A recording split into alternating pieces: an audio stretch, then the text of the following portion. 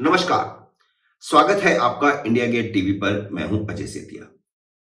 मित्रों, लखीमपुर खीरी की घटना आपको पता ही है। आप अखबारों में पढ़ चुके हैं, टीवी चैनलों पर देख चुके हैं। दो सगी दलित बहनों का गैंगरेप किया गया और फिर उनकी हत्या करके उनका शव पेड़ पर लटका दिया गया। आज मैं इस वीडियो में इस घटना के बाद पुलिस के रवैये और राजनीतिज्ञों के दोहरेपन को उजागर करूंगा। रोंगटे खड़े कर देने वाले कुछ तथ्य भी आपके सामने रखूंगा। बच्चियों की मां ने पुलिस को दिए बयान में कहा था कि 3 लड़के उसे धक्का देकर जबरदस्ती दोनों बहनों को उठा ले गए। पुलिस ने भी बाद में खुद कहा है कि वे तीनों लड़के जुनैद, सुहेल और हफीजुर रहमान थे। बच्चियों की मां ने एक बच्ची का पैर पकड़ लिया था। ये तीनों हत्यारे मां को भी 200 मीटर तक घसीटते ले गए थे और फिर धक्का देकर मां को अलग कर दिया और बच्चियों को मोटरसाइकिल पर लाद कर ले गए। बाकी जो कुछ हुआ वह आप अखबारों में पढ़ और टीवी चैनलों पर देख सुन चुके हो। मैं चाइल्ड राइट कमीशन का चेयरमैन रहा हूं और चाइल्ड राइट कमीशन के चेयरमैन के नाते मैं अपने अनुभव के आधार पर कह सकता हूं कि योगी सरकार की पुलिस ने भले ही उन तीनों के अलावा लाशों को पेड़ पर लटकाने और सबूत मिटाने में मदद करने वाले आरिफ और क्रीमुद्दीन को भी गिरफ्तार कर लिया है, लेकिन इसी पुलिस ने 2 बातों से केस को कमजोर बनाने की कोशिश की है। पहली बात तो यह है कि अपहरण की धारा लगाने के बावजूद पुलिस ने कहा कि लड़कियां अपनी मर्जी से गई थी। यह पुलिस ने किस आधार पर कहा? और जो बयान लड़कियों की मां ने दिया था उसको कैसे इग्नोर किया? दूसरी बात, पुलिस ने यह गलत की है कि सिर्फ रेप की धारा लगाई है, जबकि गैंग रेप की धारा लगनी चाहिए थी, क्योंकि रेप के समय तीसरा व्यक्ति मौजूद था जिसने रेप में मदद की। कानून के मुताबिक यह गैंग रेप था। लखीमपुर खीरी की पुलिस योगी सरकार की दबंग छवि के खिलाफ किस तरह काम कर रही है उसका दूसरा सबूत देता हूं। लखीमपुर खीरी में 2 दलित बहनों की हत्या के बाद अब एक अन्य हिंदू लड़की को उसके घर में घुसकर पीट पीट कर मारने का मामला भी सामने आया है। इस हिंदू लड़की से 2 मुस्लिम लड़के सलीमुद्दीन और आसिफ लगातार छेड़खानी कर रहे थे। इस लड़की ने दोनों का जबरदस्त विरोध किया तो दोनों लड़के उस समय उसके घर में घुस गए जब वह घर में अकेली थी।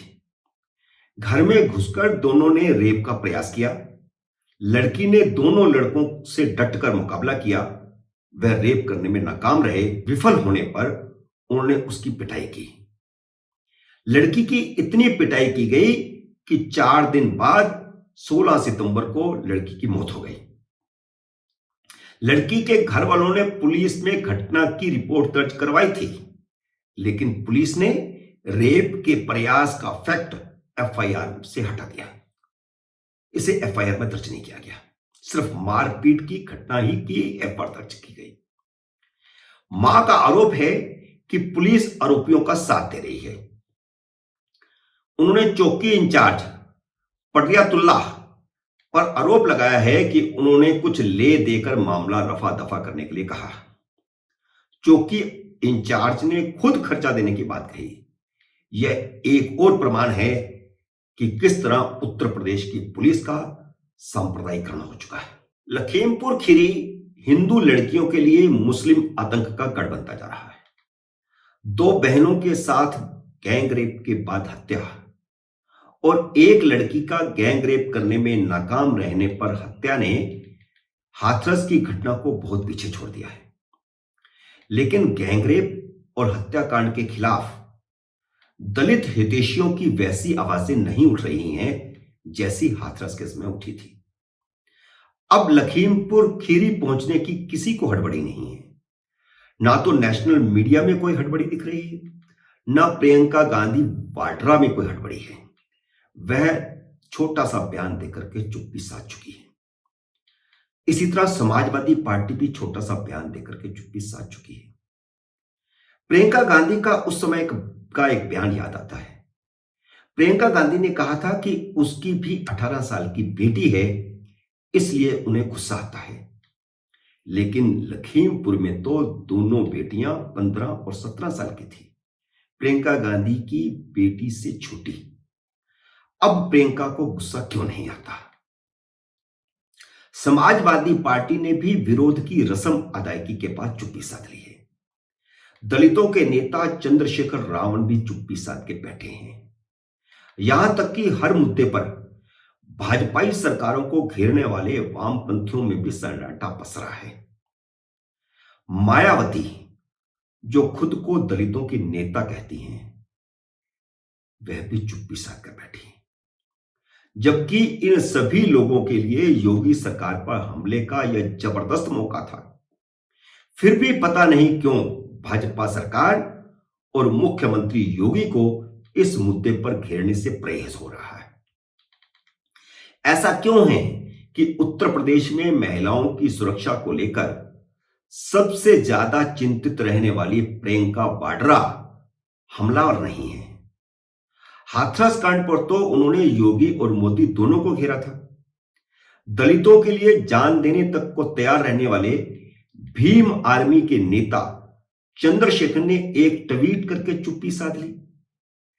ये खुद को दलित चिंतक कहने वाले भी जाति धर्म देखकर विरोध करते हैं। दरअसल लखीमपुर खीरी मामले में दलित चिंतकों की चुप्पी का मूल कारण यह है कि अपराधियों का धर्म और जाति क्या है। अपराधी ऐसे समुदाय से आते हैं जिनके साथ इनका मेल जोल है, और इन पांचों अपराधियों के नाम मैं पहले बता चुका हूं। इसलिए विरोध में राजनीतिक भाईचारा इनके आड़े आ गया है। ये मैं दलित चिंतकों की बात भी कर रहा हूं और राजनीतिक नेताओं की बात भी कर रहा हूं, जिसमें अखिलेश यादव भी आते हैं, मायावती भी आती है, प्रियंका वाड्रा भी आती है, और राहुल गांधी भी आते हैं, सोनिया गांधी भी आती हैं। लखीमपुर रेप और हत्या ने दोनों मामलों के आरोपियों में कोई ब्राह्मण, क्षत्रिय, यादव या कुर्मी नहीं है। मुस्लिम अपराधियों का विरोध इनकी राजनीति और राजनीतिक अस्मिता को सूट नहीं करता। दलितों पर मुसलमानों के हमले देश भर में कई घटनाएं हुई हैं, लेकिन ये घटनाएं नेशनल मीडिया की सुर्खियां कभी नहीं बनती। रोहित वेमुला का केस याद होगा। हालांकि वह ओबीसी था, लेकिन उसे दलित बनाकर के पेश किया गया। रोहित वेमुला की आत्महत्या अंतरराष्ट्रीय मुद्दा बना दिया गया था, लेकिन बिहार के कटिहार में अब्दुल ने एक दलित बज्जन दास और उसकी पत्नी को उसके घर में घुसकर फूंक कर जिंदा जला दिया, तो वामपंथी और कांग्रेसी टोला और अन्याय के खिलाफ आवाज उठाने वाला यह तथाकथित सेक्युलर मीडिया चुप्पी साध गया। मित्रों, उम्मीद है मेरा यह वीडियो आपको पसंद आया होगा। इसे लाइक करिए, शेयर कीजिए, और अगर आपने मेरे YouTube चैनल को सब्सक्राइब नहीं किया तो कृपया सब्सक्राइब कीजिए और घंटी का बटन भी दबाइए, ताकि जैसे ही मेरा नया वीडियो आए आपको सूचना आए। मेरे नए वीडियो का करिए इंतजार। तब तक नमस्कार।